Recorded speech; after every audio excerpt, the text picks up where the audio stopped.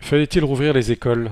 Alors c'est vrai que la question de l'école est compliquée parce qu'il y a à la fois l'intérêt des enfants de retourner à l'école, puis il faut pas se leurrer, probablement qu'il y a aussi un intérêt que de libérer les parents pour qu'ils retournent au travail.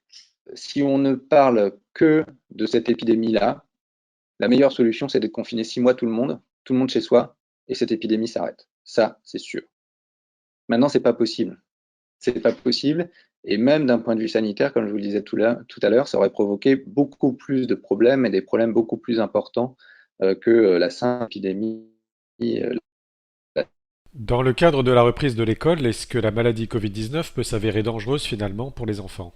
Non, là, franchement, toutes les données vont dans le même sens. Le risque des enfants de la maladie Covid est excessivement faible. L'immense majorité font des formes pas symptomatiques. Et quand ils ont des symptômes, c'est très faible. Alors, vous avez parlé de la maladie de Kawasaki, de ces manifestations immunologiques, mais ça, en fait, toutes les maladies infectieuses ont des formes exceptionnelles et ont des formes graves, y compris chez des gens en parfaite santé au préalable. Ça, c'est la vie des maladies infectieuses. Et toutes les maladies virales peuvent provoquer des manifestations immunologiques secondaires. Ça, on le sait. Donc, c'est pas étonnant que le Covid, enfin que le SARS-CoV-2 provoque ce genre de manifestations immunologiques. On aurait même été étonné du contraire. Donc, est-ce que cette maladie Covid a plus de formes graves chez des enfants en bonne santé que d'autres maladies virales? La réponse est clairement non. Non. Donc, les enfants n'ont pas, sont pas particulièrement à risque de faire des formes graves de la maladie. Même, ils sont pas du tout à risque.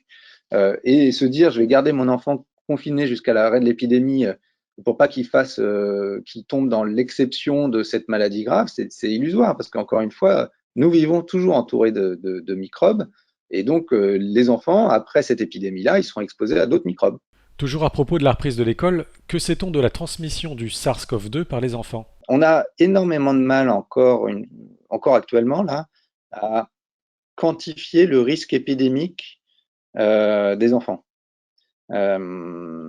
Est-ce qu'ils peuvent être malades? Oui, ils peuvent l'être, mais de façon exceptionnelle, finalement, on se rend compte. C'est toujours 1% des patients, en gros, ça reste excessivement faible.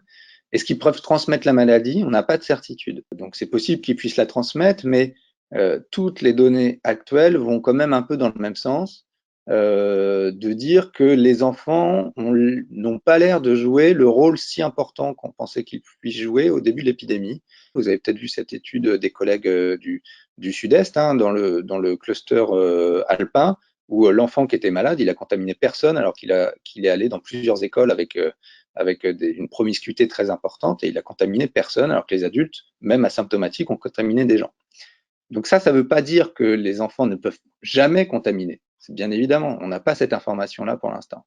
Mais on a quand même l'impression que les enfants jouent un rôle mineur dans la transmission de la maladie. Et lors du retour à l'école, quelle conduite adopter pour les adultes, parents ou enseignants? Ce qui est très important en termes de mesures barrières lors de la reprise d'école, c'est les mesures barrières des adultes. Ça, c'est particulièrement important. Il faut que les adultes se lavent les mains très régulièrement et de la distanciation sociale entre eux. C'est illusoire de penser qu'on va pouvoir faire de la distanciation sociale chez les enfants, ça n'a pas de sens. Par contre, ce qu'on peut faire chez les enfants, et ça aura une vertu pédagogique très importante, c'est d'instaurer très régulièrement, c'est d'ailleurs ce qui est préconisé, des séances de nettoyage des mains très régulièrement pendant toute la durée de la journée de classe. Et ça, ce sera très efficace en termes de diminution de la circulation, de l'éventuelle circulation virale.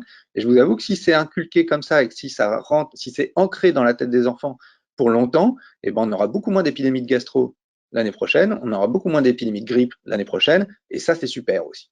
Maintenant, les mesures barrières, elles sont surtout importantes pour les adultes entre eux. Ça, c'est important à l'école. Pourriez-vous nous dire comment vous évaluez les mesures sanitaires très strictes qui ont été édictées pour les écoles? Je comprends que ces mesures-là aient été éditées. Nos autorités ont la hantise qu'on leur reproche de ne pas avoir fait le maximum. Donc, je comprends ça. Maintenant, ça caresse le fantasme du risque zéro avec les microbes. Ça, c'est une aberration en termes de maladies infectieuses. Euh, donc, ce qui est très important, c'est que les adultes entre eux fassent attention. Ça, c'est très important. Mais que s'il y a un enfant qui tombe et qui a mal et qui a besoin d'un câlin, il faut lui faire le câlin, franchement. Il n'y a pas de risque. Il reste beaucoup d'incertitudes sur ce virus. Peut-on être optimiste pour l'avenir? On a effectivement beaucoup d'incertitudes. L'article de Vincent Thibault est très éclairant là-dessus. Mais on peut vivre avec des incertitudes, en fait. Euh, les maladies infectieuses, c'est vraiment quelque chose où il y a beaucoup, beaucoup d'incertitudes et les solutions sont jamais toutes blanches ou toutes noires. C'est souvent un équilibre qu'il faut trouver entre le risque éventuel de la maladie et le risque éventuel de rester confiné complètement. Donc oui, oui, on peut être optimiste et je pense qu'on va trouver le bon équilibre justement.